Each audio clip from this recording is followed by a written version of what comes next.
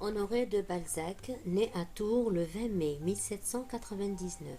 Sa famille est le fruit des mutations de l'époque qui voit émerger une petite bourgeoisie à l'image de son père, directeur des vivres de la 22e division militaire. C'est la beauté des paysages tourangeaux semble avoir marqué l'enfance d'Honoré. Ses premières années ne sont pas celles de l'innocence et du bonheur. Sa mère, une jeune femme de 21 ans mariée à un homme qui en a 53, ne donne guère d'affection à son fils aîné. Heureusement, Honoré est très proche de sa petite sœur, Laure, future Madame Surville, avec laquelle il instaure une complicité qui s'éteindra jamais. En 1807, Honoré découvre la solitude du pensionnat à Vendôme.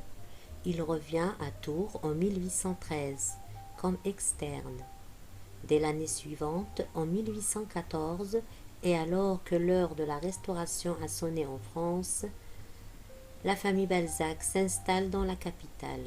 2 ans plus tard, Honoré entame des études de droit tout en suivant le métier de clerc de notaire.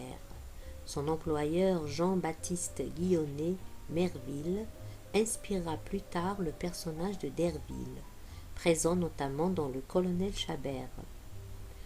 À 20 ans, Honoré de Balzac est bachelier en droit, mais il renonce à la carrière de juriste. Il veut être écrivain.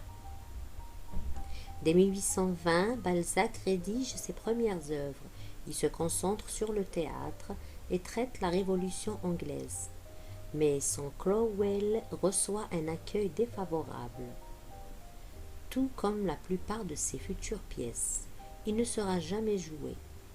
Face à ces difficultés, Balzac ne renonce pas. Il se consacre à l'écriture alimentaire en publiant des romans d'aventure sous divers pseudonymes. Certaines de ses œuvres sont d'ailleurs le fruit de collaborations. À défaut d'exprimer son génie, Honoré travaille son style. À cette époque, il est l'amant de Laure de Berny, une femme de 22 ans, son aînée. À partir de 1825, Balzac tente l'aventure de l'édition avant de s'essayer à l'imprimerie un an plus tard. Les résultats sont désastreux et le crible de dettes quasiment pour le reste de sa vie. En 1828, il décide de limiter ses ambitions à la littérature, ou tout du moins à l'écriture, puisque ce sont ses articles de presse qui lui donnent l'argent pour survivre. C'est ainsi que jusqu'en 1833, Balzac se consacre essentiellement au journalisme, où, après la Révolution de Juillet, il affiche ses convictions légitimistes. Il convoite d'ailleurs un poste de député en 1831, sans y parvenir. Par ailleurs, il affiche déjà un goût du luxe qu'il n'aura jamais les moyens d'assumer. Durant cette décennie, hormis une nouvelle tentative malheureuse dans la presse avec la création de la Revue parisienne, Balzac ne se hasarde plus dans des projets aventureux. Il se contente d'être le cauchemar des éditeurs, en corrigeant sans relâche ses manuscrits. Il va jusqu'à provoquer 17 allers-retours avec l'imprimeur avant d'accepter une version définitive. Il poursuit la rédaction de son œuvre, La Comédie humaine, ainsi que sa relation épistolaire avec l'Ukrainienne Ève Hanska.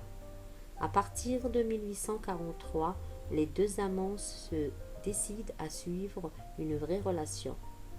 Fait de voyages en Europe, Balzac dépense des fortunes, espère un enfant qui sera mort-né.